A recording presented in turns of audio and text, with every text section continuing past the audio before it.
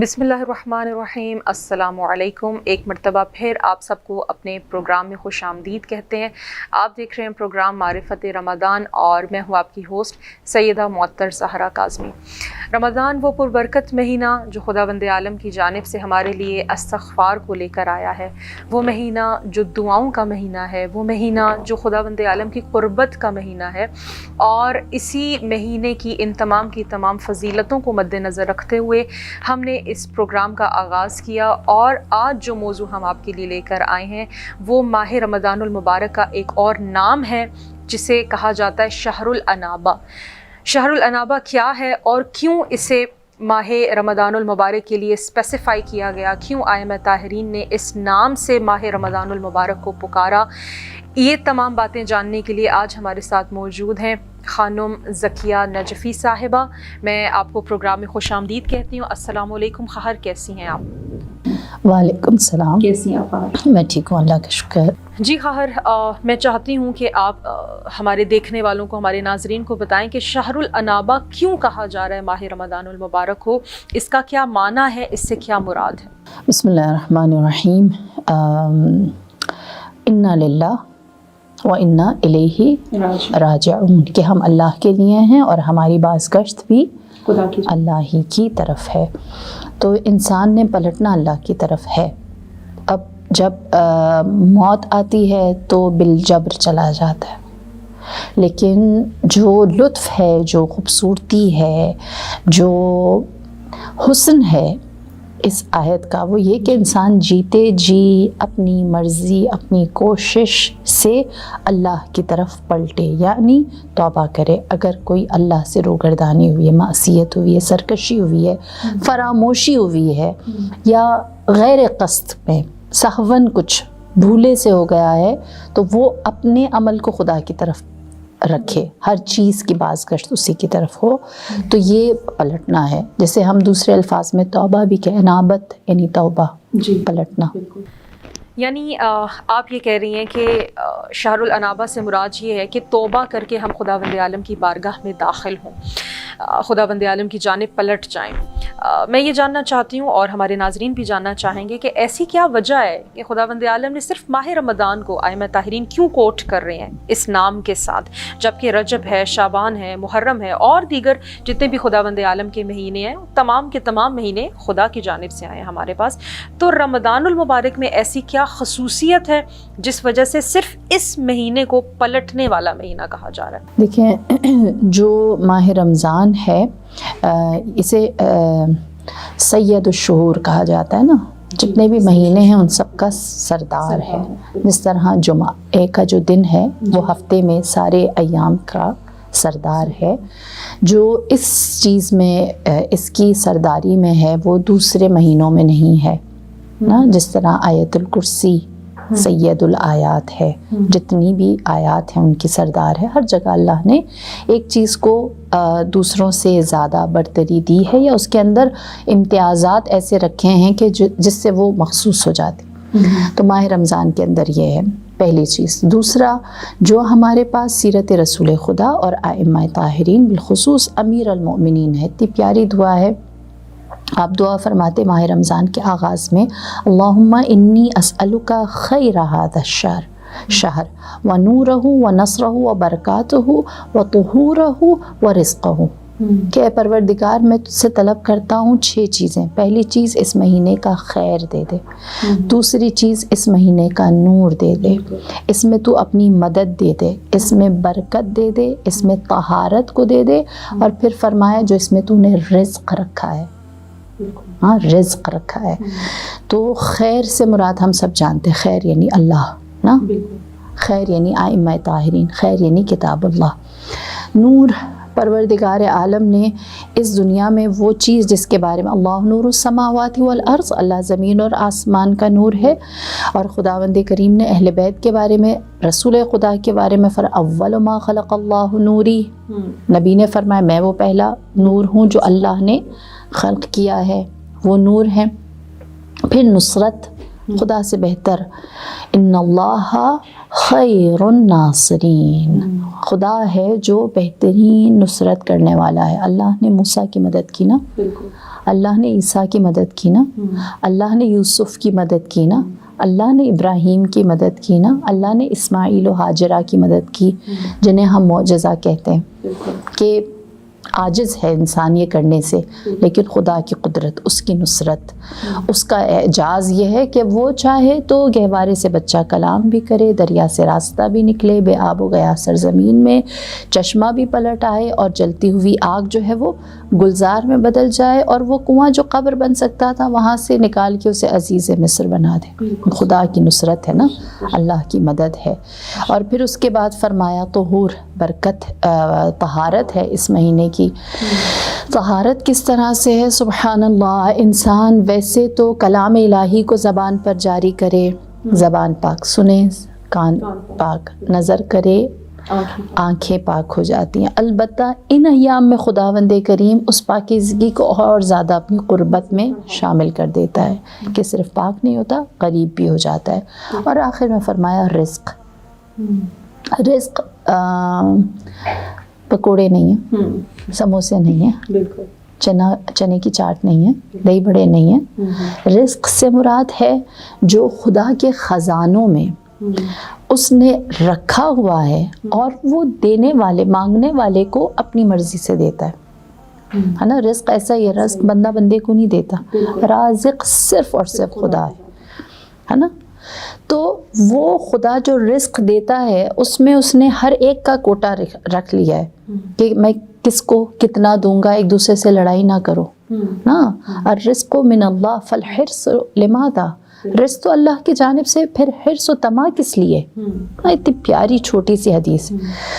لہٰذا رزق میں خدا نے کیا کیا رکھا ہے؟ رزق میں اس نے توفیق کو بھی رکھا ہے اپنی اطاعت کی، رزق میں اس نے علم کو بھی رکھا ہے، اور رزق میں اس نے اپنی جانب پلٹنے کو بھی رکھا ہے.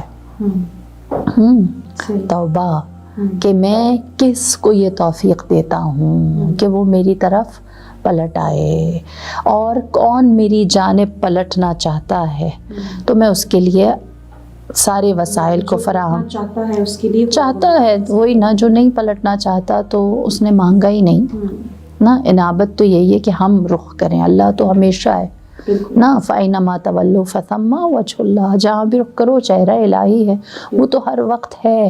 ہمارے اوپر ہے نا کہ ہم کب پلٹنا چاہتے ہیں. جب ہم پلٹیں گے تو وہ رزق فراوانی کے ساتھ دے گا، وہ بے بہا دے گا. تو بنیادی طور پر خدا کی طرف سے ہر وقت دروازہ کھلا ہوا ہے، رمضان سے پہلے بھی، رمضان کے بعد بھی. البتہ ماہ رمضان میں بازگشت کو خدا نے آسان بنایا ہے. جی خیر، جہاں تک بازگشت کی بات ہے تو میں یہ جاننا چاہتی ہوں، اور ہمارے ناظرین بھی جاننا چاہیں گے کہ رمضان المبارک میں جب خداوند عالم ہم سے یہ چاہ رہا ہے کہ ہم اس کی جانب پلٹ کر آئیں، ہم اس کی جانب توبہ اور استغفار کے ذریعے پہنچیں، تو کیا جب رمضان شروع ہوگا، یکم رمضان کو ہی ہم نے خدا کی جانب توبہ اور استغفار کے ذریعے داخل ہونا ہے؟ دروازے جب کھلیں گے رمضان المبارک کے، اسی وقت ہم اس میں داخل ہوں گے، یا اس سے پہلے کسی آمادگی کی ضرورت ہے؟ جیسے رجب ہے، شعبان ہے، رمضان ہے، اور ائمہ طاہرین کی بہت ساری روایات بھی ہمیں مل رہی ہیں، جیسے خطبہ شعبانیہ میں محمد مصطفیٰ صلی اللہ علیہ وآلہ وسلم رمضان کی فضیلتوں کو بیان کر رہے ہیں، اور مختلف مہینوں سے اسے کوٹ کیا جا رہا ہے. گویا یوں سمجھ آ رہا ہے کہ تیاری رمضان المبارک میں داخل ہونے کے لیے آپ کو پہلے ہی کرنا پڑے گی. تو ہم چاہتے ہیں کہ آپ ہمیں اس بارے میں بتائیے کہ وہ کیا اعمال ہیں، کیا طریقہ کار ہے، کس انداز سے ہم ماہ رمضان المبارک میں خود کو داخل کر سکتے ہیں. توجہ کی بات ہے، جہاں توجہ دیں گے وہاں انسان گین کرے گا، حاصل کرے گا. ماہ رجب میں ہم کنڈے کر رہے ہوتے ہیں نا، جو اپنی جگہ ایک عبادت ہے، صلہ رحمی ہے. بہت سارے لوگ کہتے ہیں نہیں کرنا چاہیے، میں کہتی ہوں صلہ رحمی ہے نا، یہ بھی تو عبادت ہے نا، کرنا چاہیے. تو متوجہ، ہم جس طرف متوجہ ہوں نا ہم وہ کرنا شروع کر دیتے ہیں. ہم وہی میں ابھی جو آپ سے پہلے بات کر رہی تھی کہ فکر کو چینج کرنے کی ضرورت ہے نا. افکار اسلامی ہونے چاہیے، پھر عمل بھی اسلامی ہوگا. اگر ہماری توجہ اس طرف ہے کہ ہم نے اپنے آپ کو اللہ کی رضا میں رکھنا ہے تو پھر یقینی سی بات ہے پھر ہمارا عمل بدلے گا. ہماری بہت ساری چیزوں میں چینجز آئیں گی نا. انسان وقت کے ساتھ ساتھ اپنی چیزوں کو اپنی انٹینشنز کے مطابق بدلتا ہے. تو اس کے لیے رجب اور شعبان اگر اس کوشش میں نہیں گزر رہا تو یقینی سی بات ہے پھر یہاں پر بھی وہ نہیں ہوگا. البتہ سبحان اللہ اہل البیت سے ہمیں جو دعائیں ملتی ہیں وہ اتنی خوبصورت ہیں کہ وہ جو معصوم ہے نا، معصوم صاحب عصمت ہیں، وہ بھی ماہ رمضان میں داخل ہونے کے لیے اہتمام کر رہے ہیں، ہے نا. تو ہمارے اندر نا امیدی تو نہیں آنی چاہیے کہ رجب شعبان ہم نے تو دوسری چیزوں میں گزار دیے یا متوجہ نہیں رہے کسی بھی اعتبار سے. امیر المؤمنین کی اتنی پیاری دعا فرماتے ہیں اللہم ادخل علینا الامن والایمان والسلامت والاسلام والبرکت والتقوی والتوفیق لما تحب وترضى. ہاں ہم اللہ سے ایمان مانگتے ہیں، امن نہیں مانگتے، کم از کم میں اسلام مانگتے ہیں، سلامتی نہیں مانگتے، تقوی مانگتے ہیں، برکت نہیں مانگتے، برکت مانگتے ہیں تو تقوی سے وہ جاتے ہیں، توفیق مانگتے ہیں اپنی پسند کی نا، یہ نہیں کہتے جو تجھے پسند ہے اور جس سے تو راضی ہو جائے. امیر المؤمنین کی اتنی پیاری دعا ہے کہ خدایا تو ہمیں امن بھی دے اور ایمان بھی دے، سلامتی بھی دے، اسلام بھی دے، تقوی بھی دے، ساتھ برکت بھی دے، توفیق دے تو وہ دے جو تجھے پسند ہے اور جس سے تو راضی ہو جاتا ہے. تو اگر ماہ رمضان میں امیر المؤمنین اس اہتمام کے ساتھ خدا سے یہ دعائیں مانگ رہے ہیں تو تھوڑی دیر ہم خود ہی کمپیریزن کر لینا ہم اللہ سے کیا مانگ رہے ہیں. ہماری دعاؤں میں اسلام یا سلامتی ہے، ہماری دعاؤں میں برکت اور تقوی ہے، ہماری دعاؤں میں ایمان اور امن ہے، ہماری دعاؤں میں اللہ کی مرضی اور اللہ کی پسند کی توفیق کی طلب ہے.